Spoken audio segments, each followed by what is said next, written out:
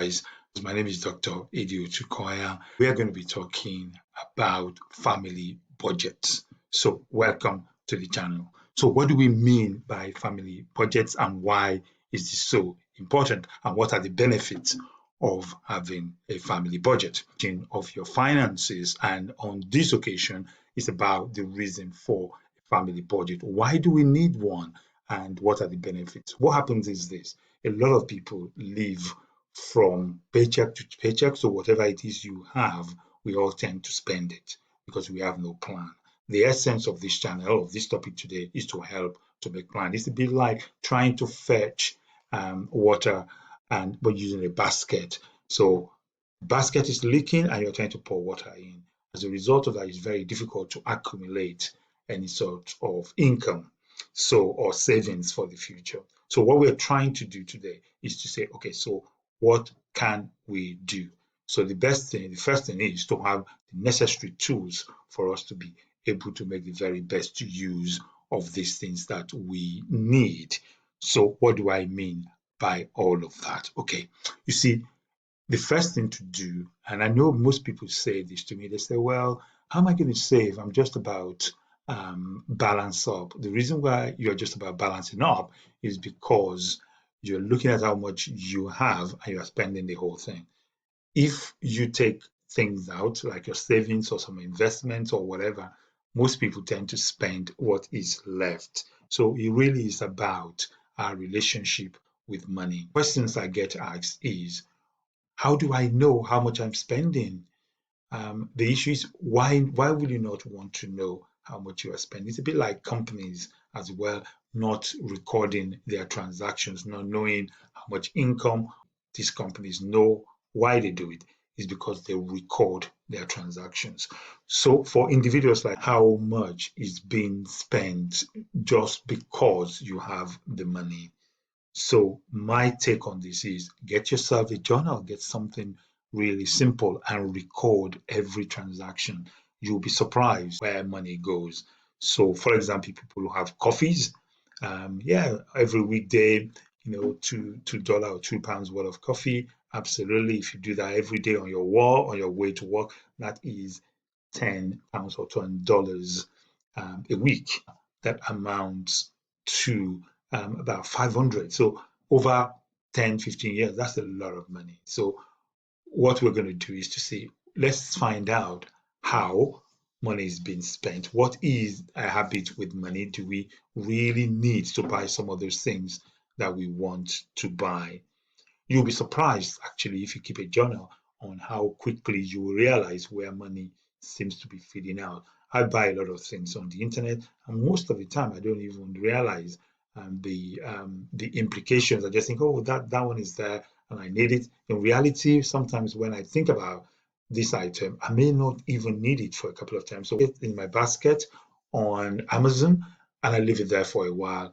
And after a while, I realized I actually don't need to buy those particular things, and then I drop them out again.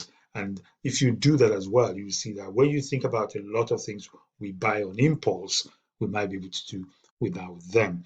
So write things down. By doing that, you are able to identify how much money you are spending, sometimes on petrol, sometimes on other things, but especially on the non-essential things. If you are able to record those items, then we can say, okay, how do you reduce them?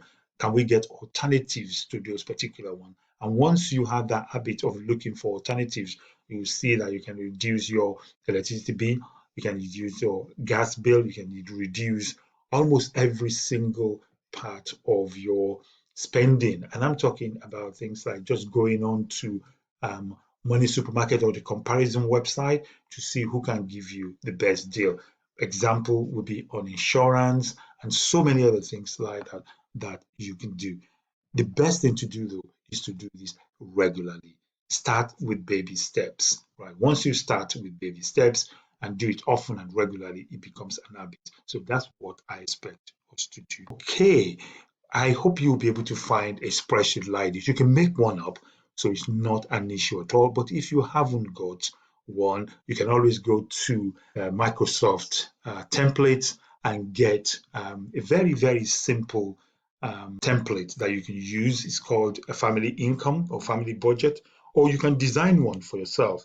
If you are a partner, if you have a partner, you can actually list all the sort of income coming in. So what are your plans? What are you expecting? What is the actual amount? Is there any differences? If you do that with your income, you know what is coming in from different roles and jobs that you do. So this is a good example. The next worksheet, the best thing to do on the next worksheet is to say, okay, how am I spending my money? Remember the first time we discussed about recording the transactions on a weekly or monthly basis. Do this regularly so you have an idea, but to really record transactions, the best thing is actually to list all the different categories. So, for example, your mortgage, what is the plan? What is the reality? Your food, and also record these transactions. How much are you spending on telephone? How much are you spending on electricity and gas and all of those things? And record all of these transactions between your plan and your reality. And you will see sometimes they do change. They do change because of circumstances, but at least have these kind of items. Every single category you can imagine or you can think about, lump them together if they need be. And then you will have a total of your planned against the reality and where the difference is and what you can do about that difference. You can now make a comparison and say, okay, now that I know all of the money that I need, do I compare them? And that's the next stage that I think is a lot easier because then you are comparing your sale to what really happened in reality as well. I hope this is clear, and if it is, please give me a buzz, and I'm really, really looking forward to hearing from you. So, and I look forward to seeing you again and see how you are. Thank you very much. And again, my name is Dr. Ade Otukoya, and please feel free to drop by anytime. Thank you.